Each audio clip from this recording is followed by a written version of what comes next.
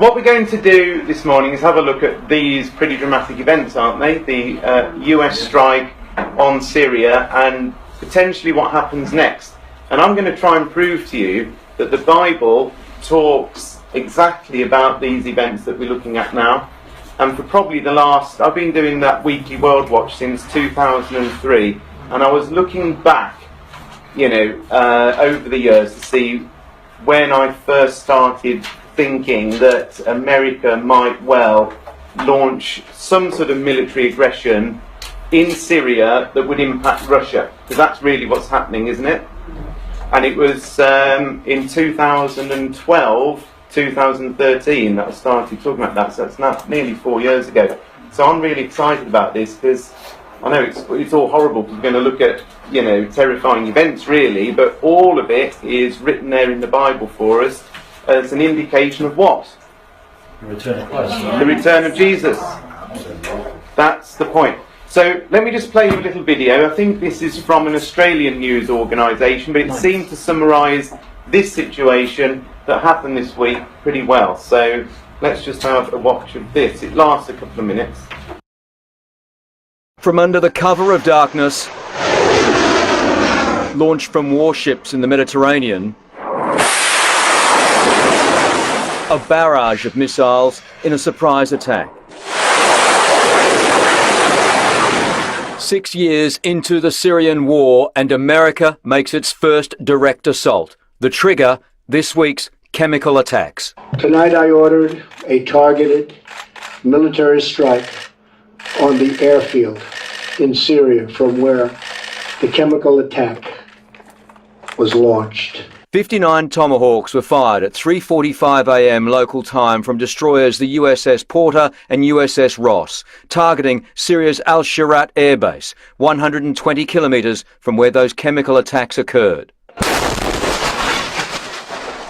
The chemical blitz killed at least 72 people and injured hundreds more, including children. Autopsies have confirmed a nerve agent was used, probably sarin. It left the victims in agony, paralysed, frothing at the mouth. President Trump was deeply shocked by the images. No child of God should ever suffer such horror. The world condemnation was near universal. It's a serious matter. It requires a serious response. And critically, it moved Mr. Trump to reverse a long-standing US position against involvement. This is our breaking news, the first video of U.S. military strikes. The president had hinted action was imminent yesterday on board Air Force One. I think what happened in Syria is a disgrace to humanity. And he's there, and I guess he's running things. So something should happen. The attack killed at least 4 Syrian soldiers, including a general, and took out a dozen hangars, a fuel depot, and air defences. It was a crime that called out for a swift response. And today the United States has responded. The Tomahawk cruise missiles, almost 3 metres long, fly low at 1,000 kilometres an hour, cost $750,000 each. They are the US weapon of choice to attack from safe distances. But there are grave implications now for Allied military in and over Syria. Right, and later on we're going to have a look at the end of that news clip because it then starts talking about the implications of what is now happening in Syria with regards to, well, which nation do you think they start focusing on? Who's mainly impacted? Russia. Okay, so we're going to have a think about these events. We're going to have a think about it from a Russia-America point of view. Where does it say in the Bible about these things? Well, let me ask you. Where does it say in the Bible about Russia? Ezekiel is a good answer. Ezekiel 38 is even more accurate answer. You see, you move from father-in-law to son. There we are. Even more accurate. So we're going to have a look at Ezekiel 38. So let's just have a quick look at Ezekiel 38. I know we've looked at it many times, but I'm just going to try and quickly piece a few things together.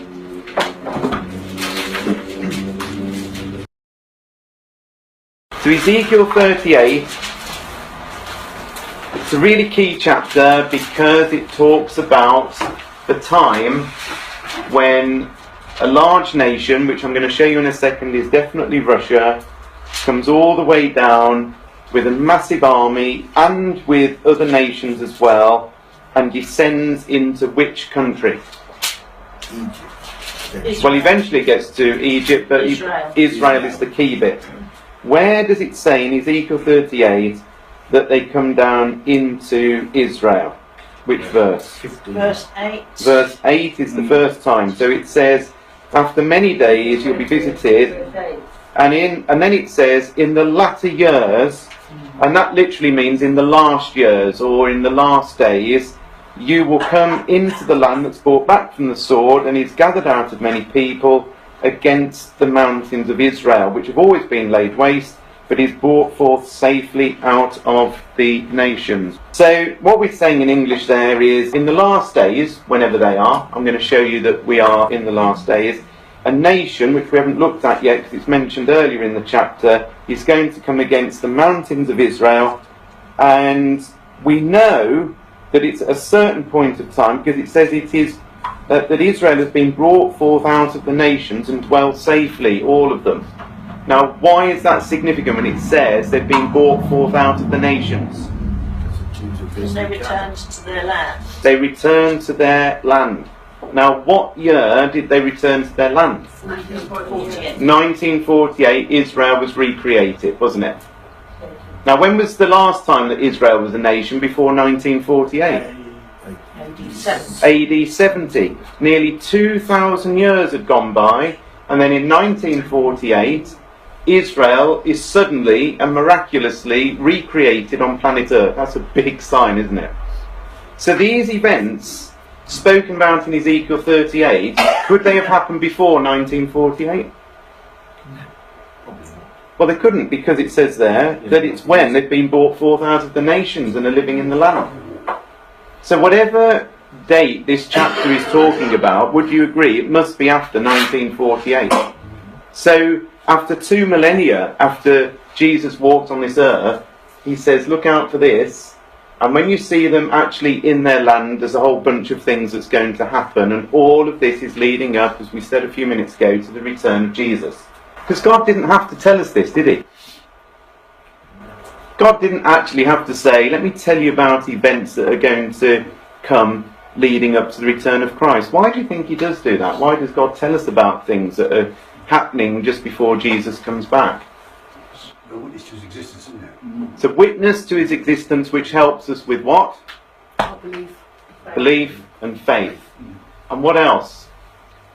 So that we're ready for when Christ returns. So we get ourselves ready. So we think, hold on a minute, I might have been doing this, I might have been focused on this, and I might have been enjoying that. But actually, if it's all going to come to an end in terms of what we now know as life, and Jesus is going to intervene and return, then maybe I should re-examine, what I'm doing. Is that a fair point? To get us ready. But the question is, who is coming against Israel? How do we know it's Russia and some other nations? And we know that because in verse 1 of Ezekiel 38, it says, the word of the Lord came unto me, saying, Son of man, set your face against Gog of the land of Magog, the chief prince or the chief ruler of some places called Meshech and Tubal, and prophesy against him, and say, thus saith the Lord God, I'm against you, O Gog. Now, these aren't places that we know, are they? Because you wouldn't book a holiday to Meshech. You wouldn't book a holiday to Tubal. You wouldn't book a holiday to Magog. If you did, the travel agent would go, what are you talking about? You want to go on holiday to Magog? Don't know where you've got to go there. So why do you think these are places that we don't know? What's happened? Names have changed. Does that happen? Do names change? Yeah. Not that long ago, it wasn't the nation of Iran. What was it called? Persia. Names change. It doesn't happen every 5 minutes, but when was Ezekiel written, do you think? How long ago? Exactly, 500 or 600 years before Jesus, so that's 2,500 years ago. Well, a lot changes in 2,500 years. Would you have seen Great Britain on a map 2,500 years ago? Would you have seen Russia, Germany, France, Iran, America? Answer, no. Lots has changed in 2,500 years. So what do you think we have to do to try and know where Magog, Meshach and Tubal are. At that particular time. Got it. That's all you can do, isn't it? You've got to go back and think, well, who was Ezekiel talking about? So you've got to go back to some ancient writings, some ancient maps, haven't you? That's the only way you could do it. And so when you do that, you come up with things like this. So you go. This is an ancient historian called Josephus that some of you may have heard of. He was living at the time of Jesus. He wasn't a Christian or anything like that, but he was an historian that many people recognise as being a well-respected and sort of unbiased person at that point, that wrote about many different events really that were concerning Israel. He lived in Israel, but he was an historian. Anyway, look what he says about Magog, because that's first place on the list. It says, Magog founded those that from him were called the Magogites, but who are by the Greeks called the Scythians. So what can if I'm believing Josephus, Magog, you could say also equals who? Scythians. The Scythians. And the reason that that's interesting is because there are quite a few maps with where the Scythians lived. There aren't so many maps where Magog was, but the Scythians is helpful because Magog and the Scythians, he says, are one and the same, and as it turns out, they most certainly are. Now here's a pretty modern, up-to-date map of, this is just from an encyclopedia, where the Scythians were. And this big orange territory is where the Scythians lived. Now, does anybody know what is the majority country that is covering? Russia. It's Russia. So Russia starts here. This is pretty much the most southern point of Russia. And of course, Russia's enormous. It goes all the way over here somewhere. But this is all southern, what we would now call southern Russia. Amazingly, Scythia also went, you see the orange blob comes around here, and it comes into half of this country here. Can you see that? Ukraine. Which is a bit that Putin's trying to take back at the minute. Ukraine, Eastern This Ukraine. bit, he really likes this bit. There's Crimea, which is just annexed back into Russia. He likes this bit because really he's not doing it because it's part of Scythia, but you know something, the people still correspond to these ancient territories. So when you go into Ukraine, the eastern part here generally are Russian speakers and are pro-Russian. These people here aren't, they're more pro-Europe, and that's where the division in Ukraine has come from, and Putin's taking advantage of that, but that's another story, yeah? So when it says, set your face against Gog of the land of Magog, in our language that would be saying Gog of the land of, if you're being really accurate, southern Russia. And by the way, who does Gog sound like? Who do you think Gog is? When it says Gog of the land of Magog, I'm against you, O Gog, chief prince, chief ruler of... What does he sound like? Well, it could be Putin, and it certainly sounds like the ruler of the place, doesn't it? That's what I'm getting at. It sounds like the person who's running the show, whoever the ruler is, because it says, I'm against you, O Gog, set your face against him, prophesy against him. So there's a ruler of Magog, but there's two other places. What are they? Meshach and Tubal. Meshach and Tubal. Take my word for it, but there's some Schofield Reference Bible. There's an ancient historian called Herodotus who also talks about these places. These places are also identifiable within Russia. So Meshach is identifiable actually around the area that we now know as Moscow, and in fact they say that Meshach and Moscow are in effect derived from each other. So the reason that we now have Moscow as the capital is because it was in the area of Meshach, and that's the you can see there's almost a link between the words there, and there is in the Hebrew. And Tubal is this area out in the east of Russia, where the modern area would be called Tobolsk. And again, you can see there's a sort of link there. What God is saying is, look, there are three areas: there's Magog, Meshach, and Tubal. And the whole lot of it is describing what we would now call as the entire territory of Russia. In fact, when I looked at it, if God wanted to say modern day Russia, there were no three other nations that he could have picked out to describe Russia in its entirety. which is pretty amazing. Because even if you just left it as Magog, you could say, well, is it to do with the whole of Russia when they're up here now? But he picked out all these 3 places, and it then encompasses the whole nation, which is pretty amazing. So there is Ezekiel 38 that we've just been looking at. And God is against the rule of Russia, therefore. And in verse 4, it says, I'm going to turn you back. That literally means I'm going to restore you to power. I'm going to put hooks in your jaws. I'm going to bring you forth with your army, horses, horsemen. What could this be? Do you think Russia's going to come down on the back of horses? Tanks. Tanks. If Ezekiel had written tanks, people have gone, what? A tank? You've lost me, right? So it's all talking about in language that every generation can understand. But we know that when Russia comes down, they will not be coming on horses. This is talking about a great army. And look at the nations that are with Russia when they invade. Persia, who's that? Iran. Can we see Iran lining up with Russia? Yes. Is that, have we? No, that can't possibly happen. What do we think? Yeah. It's amazing, isn't it? 2,500 years later, Iran is most definitely squared up with Russia, would we say? Ethiopia and Libya with them. Now, these are very interesting places. That actually is more accurately North Sudan, which is it's another story. But effectively, Russia is heavily into North Sudan and the area around Ethiopia. And Libya, well, we've seen Gaddafi killed recently, a few years ago. And have you seen the news reports about Russia going into Libya and affecting things in there in the aftermath of that as well? So again, they're not totally strange things to think about, that these nations could also join forces. Goma and Togarmah are both areas of Turkey that we now know. And Turkey has very much come on board with Russia in recent months as well. And in the latter years, you're going to come, it says, into the land that's brought back from the sword against many people, against the mountains of Israel. So all this lot's going to happen. And it happens in the last years, in the last days.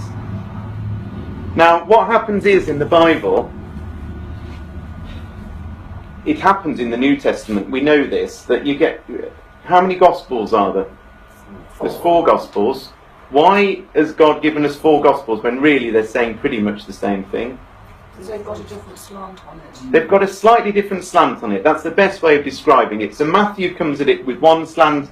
Mark and Luke and John will all come at it from a slightly different slant. They don't contradict each other, do they? No. But when you read it, you think, there's a little bit more detail from that wasn't there, but when I put the 2 together, it makes a bigger picture. Is that fair? There's probably other reasons as well, but I think that's a good reason.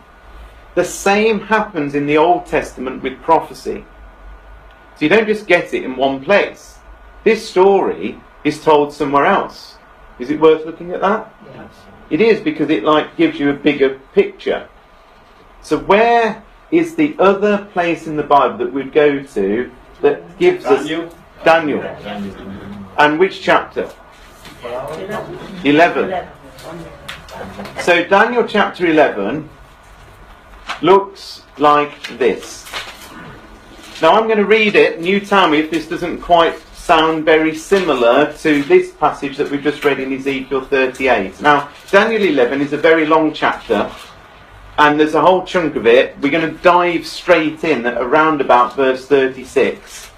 But, be that as it may, I'm not taking it out of context. I just want to read you this little passage here.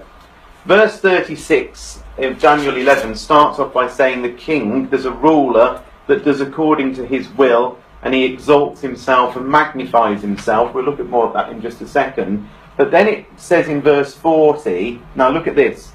At the time of the end, the king of the south, whoever that is, shall push at him, this king that was talked about here, and the king of the north will come against the king of the south like a whirlwind, with chariots and with horsemen and with many ships, and enter into the countries and overflow them. He will enter into the glorious land.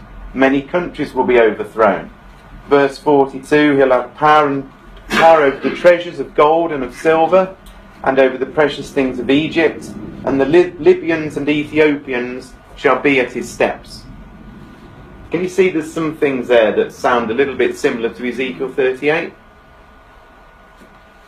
So I've colour-coded it. So here it says, at the time of the end, the king of the south is going to push at a particular individual, and the king of the north then comes out like with his army. And I'm saying to you that the phrase "the time of the end" is very similar to this phrase here, which says it's in the last days or the latter years. Fair enough? It talks here about the king of the north coming down, and it talks here in verse 6 about them coming from the north quarters. Whatever it is, they're north of Israel. That seems to seem the same.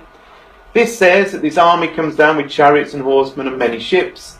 This says all your army and horsemen and a great company. It doesn't mention ships, that's a new bit of detail, but you can see it's a big army. We're just told a little bit more. Where do you think, when it says that this man comes into the glorious land, where do you think the glorious land might be? It's almost categorically a reference to Israel, because throughout the Old Testament, Israel is referred on a number of occasions as being the glorious land. It's God's land, isn't it? Does that tie in with this? They're coming against the mountains of Israel. And finally, you've got the Libyans and Ethiopians with this army that's coming from the north. Well, we've got a northern army here, and Ethiopia and Libya are with them. This one doesn't say Iran, but that doesn't mean Iran isn't there. This is one of these jigsaw puzzles that I was telling you about, where you put it all together. There isn't one passage that tells you everything. There's two passages that tell you different bits, and you've got to do that with it. Does that make sense? Happy so far? Yeah. So anybody think that these aren't the same event? Looks to me like it's the same event. It's either, if it's a different event, it's almost identical to that other event. And the chance of it all being two big invasions of Israel, and it doesn't really, and the Ethiopians and Libyans have another get, it doesn't make sense. Not when it's all happening at the time of the end, it doesn't. Now here's the thing. In Ezekiel 38, it tells us about this man that the Bible calls Gog. Now Gog is the title that was given to the leader of the Magagites. Yeah? So just as, we have a president, or you might have a king, or whatever it might be. In the time of Magog, when it did exist, the ruler was called Gog. It means somebody that's like a mountain, somebody that's high above everybody else. That's what Gog actually means. So anyway, there's Gog, and God is against this person, this individual person who's ruling over Russia. Now, I'm suggesting that this is exactly the same passage over here, but with more detail. And I'm going to prove to you in just 2 seconds that the king that's spoken about here in verse 36 to 39, that is all magnified and puffed up, that at the time of the end the king of the south pushes at, because you notice it says at the time of the end the king of the south shall push at him. Who is the him? Gog. It's got to be Gog. It's got to be this king of verse 36 to 39. This is an individual human being on planet Earth that exists at the time of the end. It doesn't say he pushes at a nation, it says an individual man. And God says, I'll tell you all about this man. And the man that God tells us all about is the same man that he's mentioned here in the verses. That you see how it all lines up. There's Gog, there's Gog. There's time of the end, there's latter years, and so on and so forth. So there's an individual person. So we're going to have a look now, because amazingly God has given us a lot of details about this man that exists at the time of the end. Here he is. This is in a modern version, because I think it's just helpful when you're decoding it all. So this is what this man who lives at the time of the end, this is all the info we know about him in this chapter. In fact, there is another chapter in Daniel that we could look at that gives us even more information, but this is enough to be going on with. This is what God says, and he says to us, we better look out for this man. The king will do as he pleases, exalting himself and claiming to be greater than every god, even blaspheming the God of gods. He will succeed, but only until the time of wrath is completed. for what has been determined will surely take place. He will have no respect for the God of his ancestors, or for the God loved by women, or for any other God, for he will boast that he is greater than them all. Instead of these, he will worship the God of armed forces, and a God his ancestors never knew will he worship with gold, silver, precious stones, and expensive gifts. He will work in the strongest fortress. He will honour those who submit to him, appointing them to positions of authority and dividing the land among them as their reward. Then, at the time of the end, the king of the south will provoke him. The authorised version says push at him. Then the king of the north will storm out with chariots and a vast navy. So we're given quite a lot of detail about somebody that's existing at the time of the end, and I'm saying that this is the Russian leader. So I'm going to pull out all these phrases and put them next to the current Russian leader, and let's see how we get on. Alright? So the first thing that we're told is that this is a man that exalts himself. Right? Now, I would say there aren't many other leaders that have got their own calendar and that are doing this type of thing and promoting themselves in this way. I never saw Cameron doing this. No. I did see him with some shorts on Bournemouth Beach once, but he wasn't running around with an AK-47 and jumping out of planes and doing all this sort of stuff. Neither did David Cameron or Theresa May, or in fact any other world leader that I know of at the moment, have their own youth camp. So this is a youth group. It's a shadowy movement really within Russia, where young people come in and are indoctrinated to worship Vladimir Putin. They're called, believe it or not, the Narshis, which is got a few overtones of goodness knows what else. But this is pretty amazing stuff. You know, these are young people being trained to follow this man, and this isn't just a few people. There are thousands and thousands of young people going through these boot training camps, all about that's a picture of him on all their t-shirts. That's his face on their t-shirts. And Narshi means ours. So when they've got a picture of Putin's face, Narshi underneath in Russian, which literally means ours, is saying he's ours. You know, we are his. This was a panorama program last year, and they were focusing in on Putin. Now, panorama, you might like it, you might not, but I think it's probably a pretty good investigative, journalistic BBC programme. Pretty well respected and known around the world. This is what they say about Putin.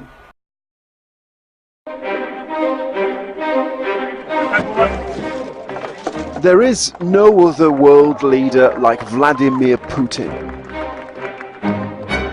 Action man. Man of the people. Да здравствует Россия! And ruler of Russia. Владимир Путин приветствует экипаж морского тральщика. From Ukraine to Syria, Vladimir Putin's influence is being felt. He's faced countless accusations of corruption, but still has record approval ratings, I should say. So look, there's not many other world leaders you can display in that sort of way, is there? And in fact, the previous, you remember Mikhail Gorbachev, this was in the Telegraph a few months ago, Mikhail Gorbachev says Vladimir Putin views himself as second only to God. What did we read? This man exalts himself, even seeing himself as greater than other gods and magnifying himself in his heart. So I think, well, maybe there's a few rulers we might think are a bit like that, but he's definitely ticking that box. It also says he worships the God of armed forces, and there's no shadow of a doubt that who can dispute that Putin has not worshipped the God of armed forces? He literally has thrown so much extra money into the Russian army, it's taken it from a pretty useless place into a mean, lean fighting machine. I mean, he's managed to blow the minds of military analysts in the way that he's managed to conduct thousands of miles away pretty intense operations in Syria on a daily basis. They had no idea Russia was really capable of that, because you've got to get the supply lines through, you've got to keep the infrastructure going, and he has single-handedly turned it around. But you also remember it said that he worshipped gold, silver, and I think it said in the modern version, expensive gifts. This man, when it says he worships them, it doesn't just mean he puts them on the mantelpiece. This is saying this is what drives him. This is what his focus is. It's upon cash, it's upon gold, it's upon silver, it's upon expensive gifts. And again, last year in January, there were these allegations, again through Panorama, that were saying actually Putin could not only be the richest man in Europe, he may well be the richest man on the entire planet, with the amount of money that's been siphoned out of Russia into his bank account personally, which is pretty amazing stuff. This guy really does worship riches. He's had an enormous palace built for himself. It's empty at the minute, but that's where he's going to move into if and when he does retire. The other thing is, it says, do you remember it says he works in a fortress? The authorised version says a stronghold. Stronghold and fortress, the same word. Look at this. The Kremlin means a fortress inside a city. He is the only leader on the planet that literally does work in a fortress. The Bible says this man will work in a fortress. The Kremlin means fortress. He is working in a fortress. 10 Downing Street is not a fortress. The White House is not a fortress. This man is working in a fortress. Big tick in the box there. The last bit I was going to show you, which is the last thing God says about this man, is that he will honour those who submit to him, appointing them to positions of authority and dividing the land among them as their reward. Now this is amazing, because this came out last year. I'm going to show you another Panorama programme on Putin in just a second, but remember these words. Russian ruler will honour those who submit to him. He appoints them to positions of authority, and he divides the land among them as their reward. This language is almost identical, word for word, in the Panorama programme aired last year that I'm going to play you now. Really listen for that. Listen out for those words. He's the world leader accused of personally approving murder on the streets of London. The conclusion that the Russian state was probably involved in the murder of Mr. Litvinenko is deeply disturbing. But is the president implicated in an assassination also responsible for theft on an extraordinary scale? He has fleets of things that almost no billionaire in the West would have. Vladimir Putin has been accused of looting his own country. Today, Putin behaves like a czar. Tonight, we investigate the truth about President Putin's riches. Why would it be kept secret? Because it belongs personally to Putin, not to the state.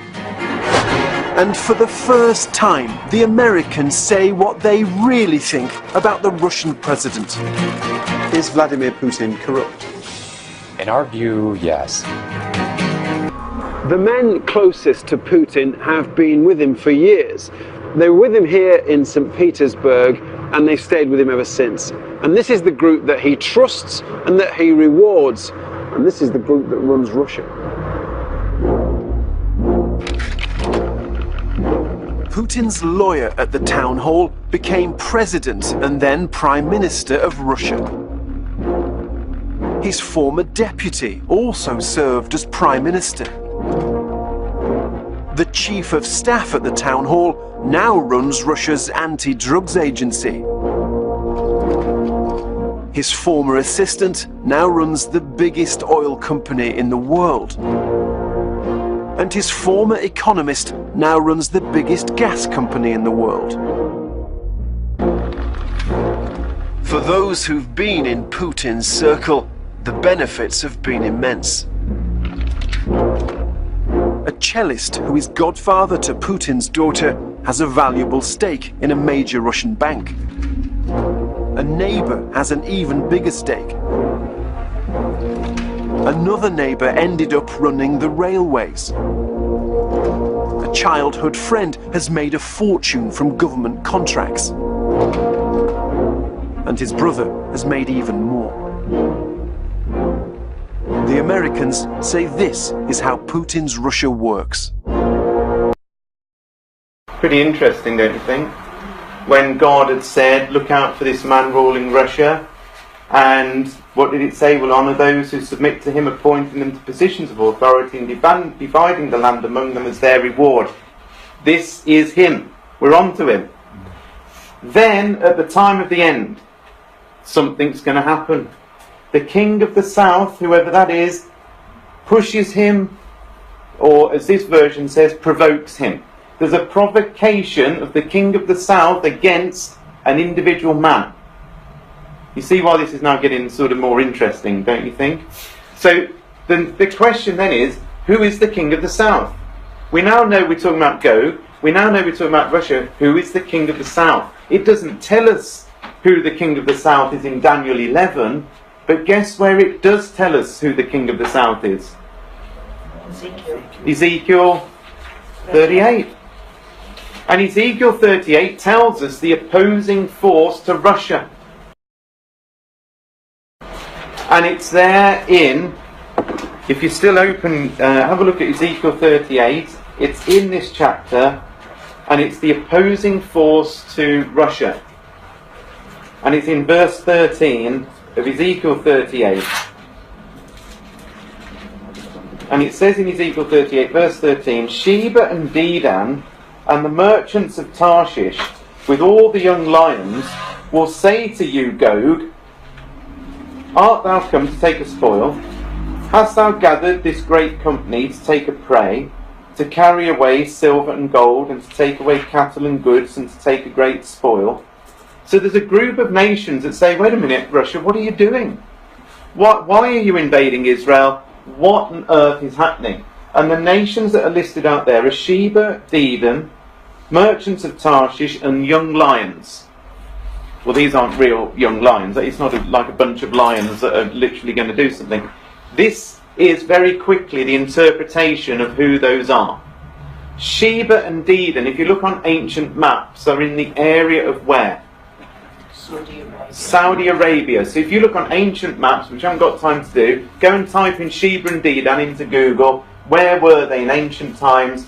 They were in Saudi Arabia, amazingly, mainly around northern Saudi Arabia, covering what we now call the Gulf states. So states like Kuwait, Bahrain, Qatar, United Arab Emirates and Oman.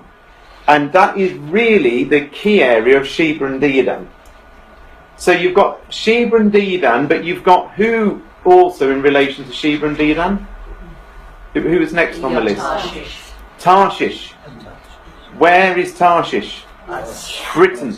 Britain is Tarshish in the Bible. So this is weird because Britain's over here somewhere and it's saying Saudi Arabia and the Gulf states and Britain and the young lions. Who are the young lions, do you think? The offspring of Britain, the old lion. We are the old lion, they are the, we've always been depicted as the old lion, even on old posters. And the young lions are the offspring nations from this country, like America, like Canada, like Australia, like New Zealand. And anyway, but if you look on a modern map, and this is a very modern map, look what it's showing you here in terms of our bases that we have in Saudi Arabia.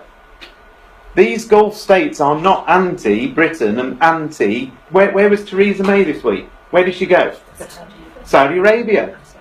She's doing deals because now Brexit has happened. Where does she rush off to? She rushes here because we've got amazingly close ties.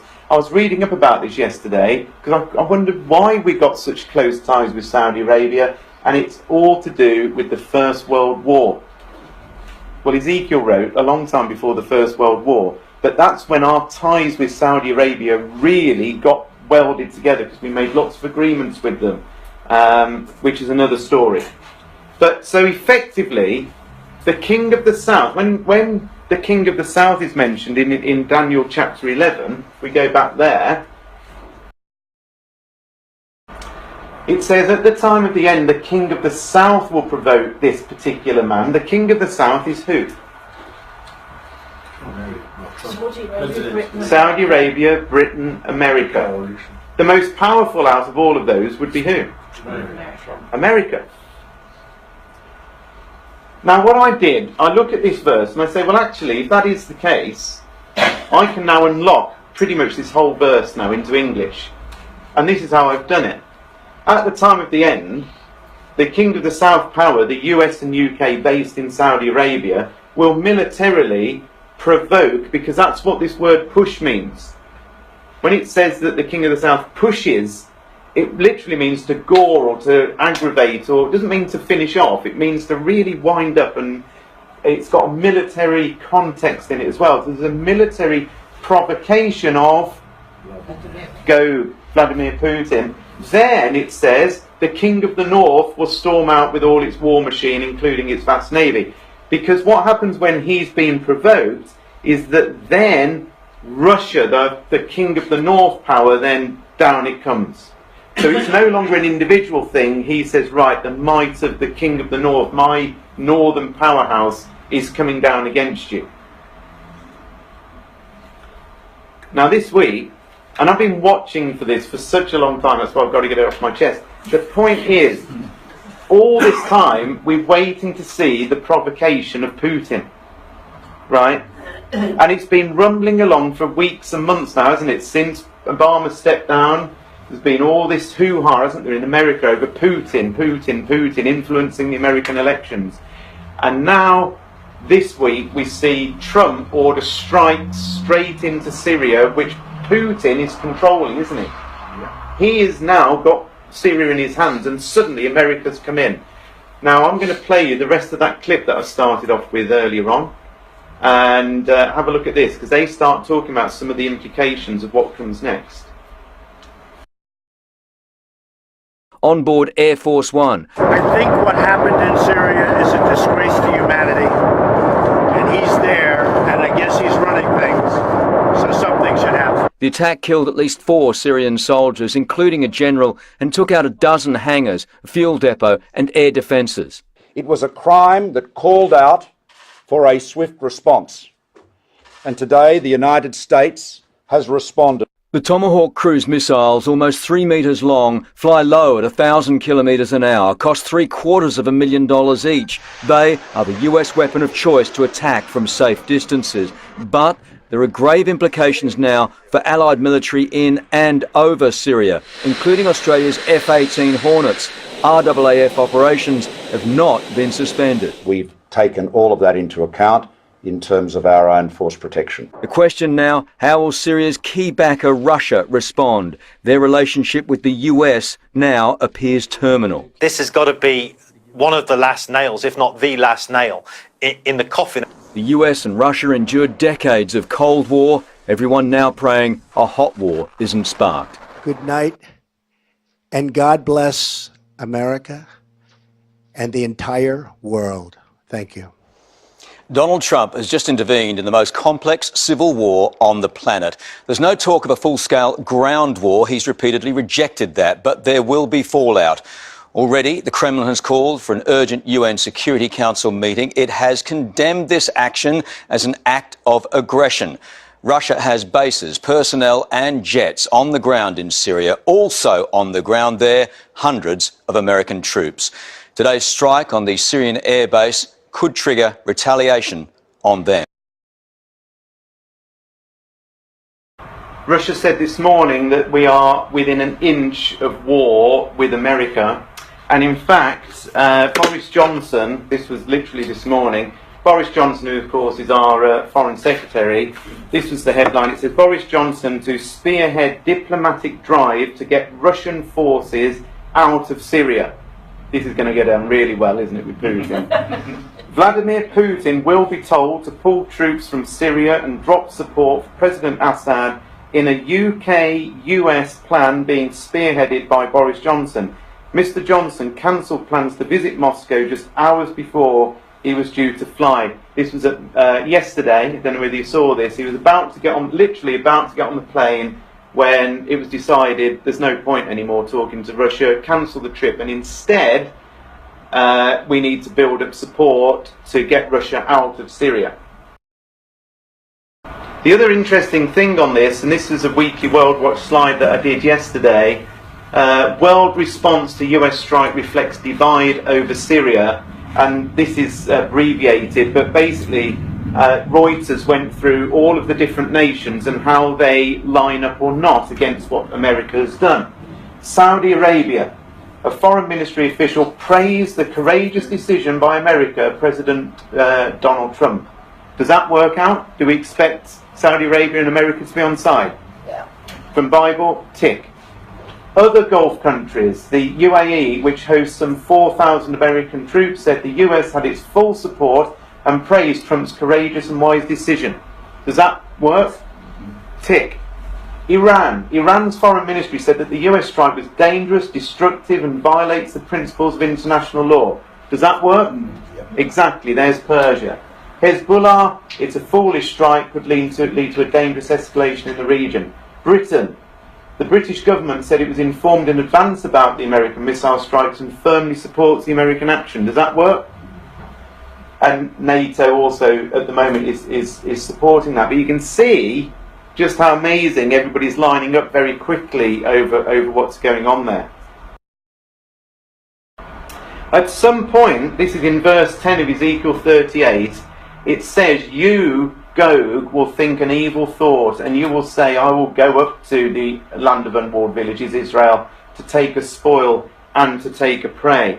There is absolutely no doubt, at some point or other, this man is coming down into Israel. There's lots of verses in the Bible that talk about it, not only Ezekiel 38, but that's what we've just looked at. And of course, what do Britain and America and Saudi Arabia say when Russia comes down? What's the phrase that they say? Oh, they'll come to take a spoil. Have you come to take a spoil? And it could well be that this is one of the people who says those exact words. What on earth, I didn't realise this was going to happen. What are you doing? Have you come to take a spoil? The very last thing I was just going to show you is that the whole situation in Syria is another prophecy that's running along the side. And in Isaiah 17, it says Damascus is going to be removed from being a city and will become a fallen ruin. That hasn't happened yet. It's going to happen. It also says that northern Israel is going to be destroyed and the royal power of Damascus will end. And so there is something soon going to happen where this man, I believe, will bring Israel into the conflict. And that's when Israel becomes sort of involved in all of this, because it's not really involved at the minute, but it will. And all this hoo-ha with Syria right now, and this tension, is fast approaching a great cataclysmic event that sees the Damascus, which is the oldest continually inhabited city on planet Earth, according to Wikipedia, finally comes to a complete and utter end. That's where these strikes by Trump are going to lead. And it wasn't interesting when he said at the end of his speech, God bless America and the entire world. This isn't just about America and Syria. This isn't just about Russia and us. This is about the entire world could get impacted with these things. And in Isaiah 17, after Syria's total demise, that's when Russia does come down, and it says that they're like a great big roaring sea that comes down. It says the armies of many nations roar like the roaring of the sea, hear the thunder of the mighty forces as they rush forward like the thundering waves. Russia's army, when it comes down, and it's got over 1 million troops and goodness knows how many tanks and aeroplanes, when they come down it will be looking like that. But as we said at the start, last two slides, at the end of the day, all this is about is one simple thing, and that is God telling us in advance that Jesus is coming back. Get yourself ready, shake your mind free of all the stuff that you're worrying about, because everything's about to change. All nations will be gathered against Jerusalem to battle. That is going to happen. But in that day, somebody's feet are going to stand upon the Mount of Olives. Whose feet do you think are going to touch down on the Mount of Olives? They are the feet of the Lord Jesus Christ, because he will intervene in this cataclysmic, terrifying war that we're fast approaching to. And I tell you something, if he didn't, what would be the outcome? No flesh alive on the earth. No flesh saved. The whole lot would finish. And you could imagine that, couldn't you now? Especially with Trump and Putin in power, because they'll both go to the death, wouldn't they? Then none of them will back down. That's why Trump's there. He's not one some... of them knows what he's really doing. yeah. And look what happens then, and this is the bit that we should remember. When Jesus does come back, the Lord will be king over all the earth. In that day there will be one Lord. There'll be no more utter destruction, like we're going to see, but Jerusalem shall be safely inhabited. So even though all this might seem pretty scary, and to some extent it is, even believing in all of this, you can still feel, oh my goodness, the whole world is about to change. However, if we're on side with God, and if you know, He's told us in advance these things are going to happen, and He's doing it so that we're ready for when Christ comes back, we will be taken to be with Him, as we looked at last Monday, and that is our hope. Without God right now, then actually, you know, make the most of it, because there isn't a great deal of time, I do not think, left now for us to, you know, eat, drink and be merry. Because when this thing really does start, everything is going to change.